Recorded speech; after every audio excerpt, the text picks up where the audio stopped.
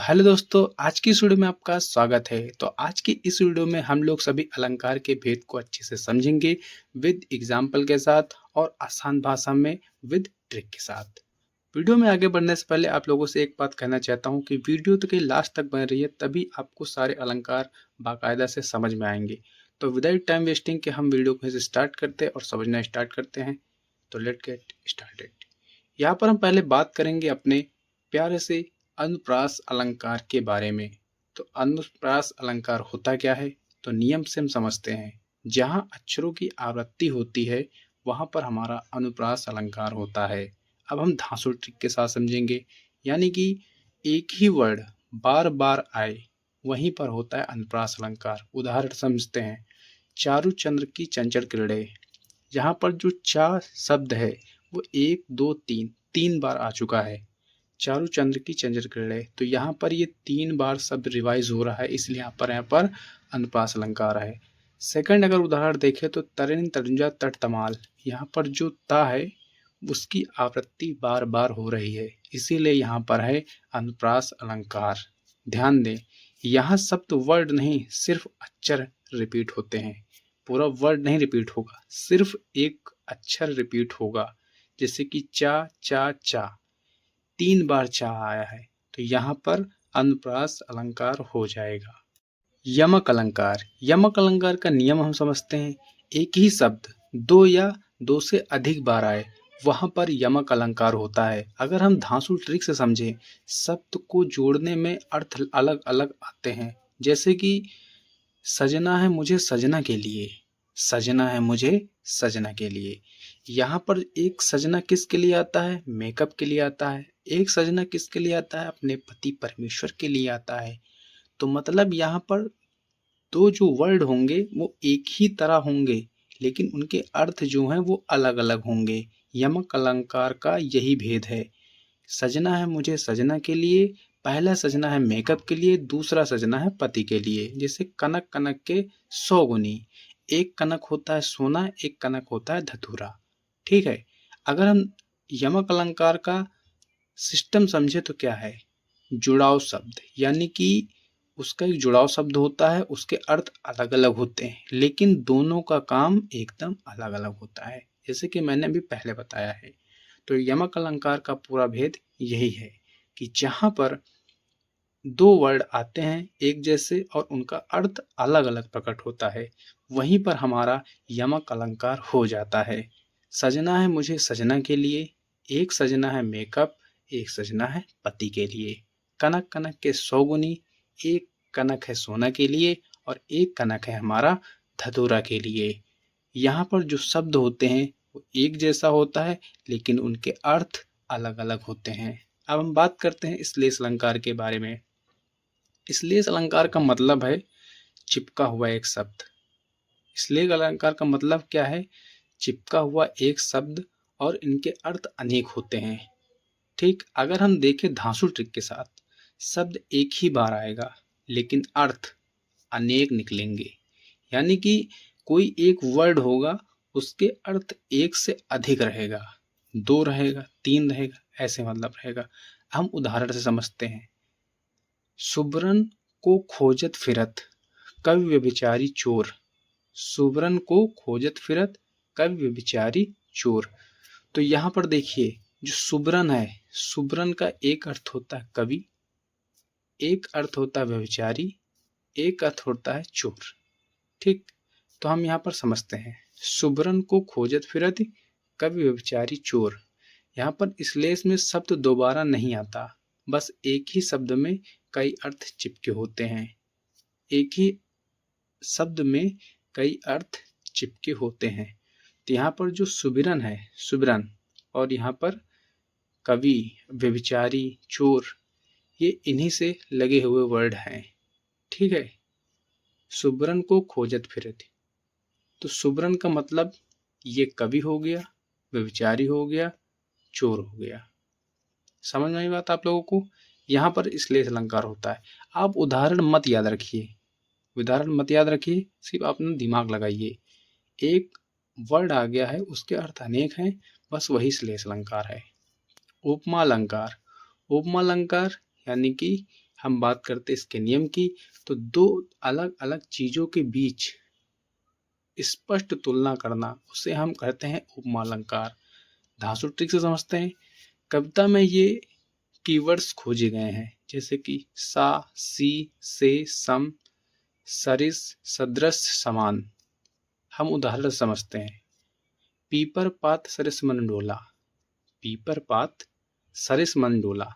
यहाँ पर देखिए उपमा अलंकार का पहले हम सिस्टम समझते हैं। दो अलग अलग चीजों के बीच यानी कि समष्ट तुलना करना।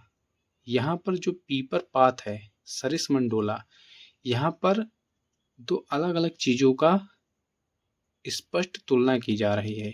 ठीक, अगर हम उदाहरण 2 से समझते हैं, तो मुख बाल रवि सम लाल होकर, मतलब मुख बाल रवि सम लाल होकर।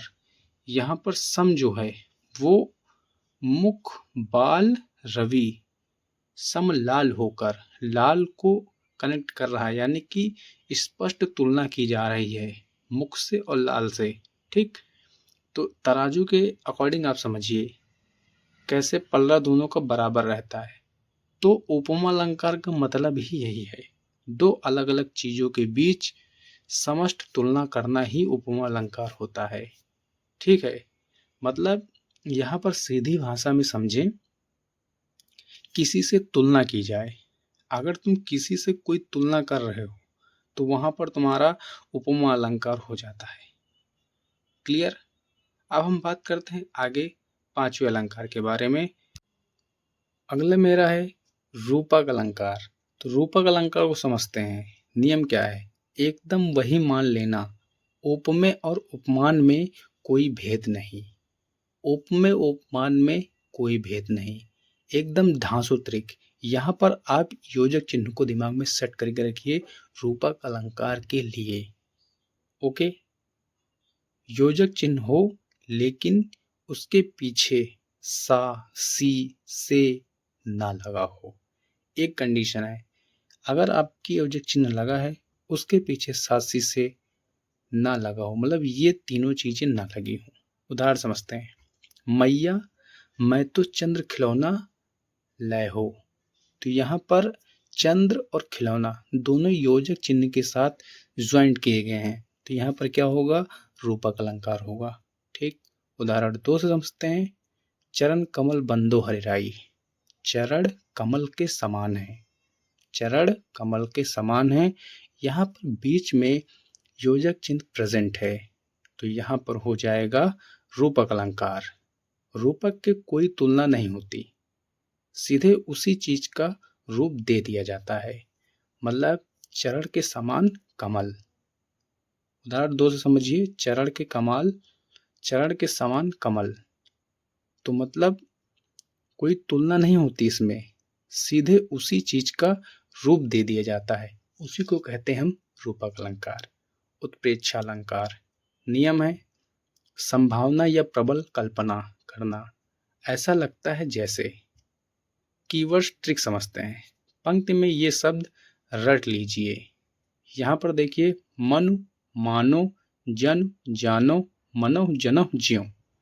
आपको ये वर्ड जरूर से जरूर रटने पड़ेंगे, क्योंकि अगर आप उत्प्रेक्षा अलंकार को पहचानना चाहते हैं तो आपको मन मानो, जन जानो, मनो जनो, ज्यों, आपको ये याद करने पड़ेंगे। अगर हम उदाहरण से देखें हैं, सोहत ओढ़े पीत पट, मनो नीलमणि शैल पर। यहाँ पर मनो जैसे ही आ गया आप तुरंत समझे उत्प्रेक्षा अलंकार है, या मनु आ गया, या मानो आ गया, या मनो आ गया, जानो, मनो, मनो, ज्यों, तो यहाँ पर आपको उत्प्रेक्षा अलंकार तुरंत होगा। अगर पंक्ति में मनो या मानो दिख जाए तो 100% उत्प्रेक्षा अलंकार ही होगा। अब हम बात करते हैं अतिशयोक्ति अलंकार। नियम है बात को बहुत अधिक बढ़ा चढ़ाकर प्रस्तुत करना, धांसू ट्रिक। जहां बात फेंकी जाए, झूठी या असंभव लगने लगे, यानी कि कोई लंबी लंबी फेंकता है, यार तुम क्यों बेकार में अतिशयोक्ति कर रहे हो यार, वहां तुम समझ जाओ वहां पर बात को फेंका जा रहा है। उदाहरण समझे। हनुमान की पूंछ में लग ना पाई आग, लंका सगरी जल गई, गए निशाचर भाग। ये उदाहरण से आपको समझ में आ रहा होगा कि हनुमान की पूंछ में लग ना पाई आग, लंका सारी जल गई, गए निशाचर भाग। मतलब कि जो कोई लंबी लंबी फेंकता है बस वो अतिशयोक्ति करता है, इतना तो याद रखिएगा। तो यहाँ पर देखिए, जहां लॉजिक काम करना बंद कर दे और बातें लंबी लंबी फेंकी जाए, अतिशयोक्ति होता नहीं। कोई कोई मतलब आपका दोस्त ही ऐसा होगा जो लंबी लंबी फेंकता हो, तो उससे कहना क्यों यार तुम अतिशयोक्ति कर रहे हो, मतलब वो अतिशयोक्ति कर रहा है। ठीक, यही आसान भाषा में अतिशयोक्ति अलंकार को हम इजीली समझ सकते हैं, और ये बहुत कम पूछा जाता है, क्योंकि एकदम इजी देखा जाए तो अतिशयोक्ति ही अलंकार होता है, क्योंकि ये एक लॉजिकल क्वेश्चन बनता है और हर बच्चा इसको कर लेता है। क्योंकि फेंकना फेंकना हर एक दोस्त का मित्र होता है। आराम से आपका एक मित्र होगा, आपका एक मित्र जो होगा वो बहुत ज्यादा भागता होगा, डींग मारता होगा, समझो अतिशयोक्ति करता है। अब हम बात करते हैं भ्रांतिमान या संदेह अलंकार। सबसे बड़ा कंफ्यूजन पॉइंट यहाँ पर आता है। भ्रांतिमान अलंकार के बारे में अगर हम बात करते हैं, यहाँ पर भ्रम पक्का हो चुका होता है, क्योंकि अगर हम ट्रिक के शब्दों समझे, जानी मानी समझकर भ्रम, मतलब यहाँ पर जानी मानी समझकर जो भ्रम होता है वो भ्रांतिमान के अंदर आता है। उदाहरण समझते हैं, ओस बिंदु चुग रही हंसनी मोती उनको जान। तो यहाँ पर जानी मानी मतलब ये वर्ड्स तुम्हें मिलेंगे भ्रांतिमान में, जानी मानी भ्रम, ये वर्ड आपको मिलेंगे तो भ्रांतिमान हो जाएगा। अभी हम कंफ्यूजन को दूर करेंगे। अब हम बात करते हैं संदेह अलंकार के बारे में। अंत तक शंका बनी रहेगी पहली बात तो इसमें। अगर हम ट्रिक से शब्दों समझे, की या अथवा कैंधो, ये वर्ड्स तुमको उसमें मिलेंगे संदेह अलंकार में। उदाहरण समझते हैं, सारी बीच नारी है कि नारी बीच सारी है। हो गया ना कंफ्यूजन कि सारी बीच नारी है कि नारी बीच सारी है। क्वेश्चन का पता ही नहीं चल रहा किसका, मतलब क्या समझ में आ रहा है, क्या पूछा जा रहा है। तुम कंफ्यूजन में लास्ट तक बने रहोगे। अगर हम भ्रांतिमान में काम हो जाता है, भ्रांतिमान में काम तो हो जाता है, चूंकि संदेह में कंफ्यूजन अंत तक रहता है कि ये क्या है। मुझे मतलब लास्ट तक संदेह रहेगा कि सारी बीच नारी है कि नारी बीच सारी है। भ्रांतिमान में आपका भ्रम रहेगा, जानी मानी समझकर भ्रम, ये आपको वर्ड्स में मिलेंगे। संदेह अलंकार में आपको की या अथवा कैंधो, पहली बात तो इसमें आपको पता ही नहीं चलेगा कि क्या पूछा जा रहा है और काम हो जाएगा।